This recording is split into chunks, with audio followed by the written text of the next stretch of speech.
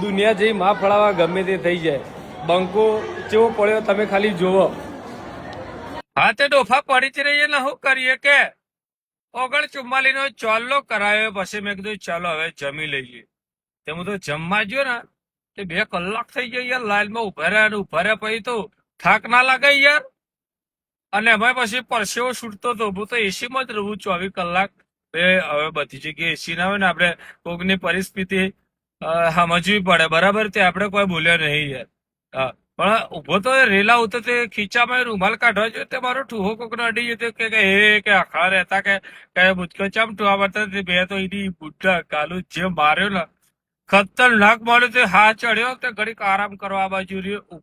આરામ કરવા બાજુ આવ્યો તે તું ચોદ્યા વિડીયો બનાવે વાયરલ કરશો ને કે આપડે આ શેડા આડે ખતરનાક ખોટા મારી લઈશું અને ખબર નહીં પડે ને તમે ઠેકોણા લાગી જાઓ.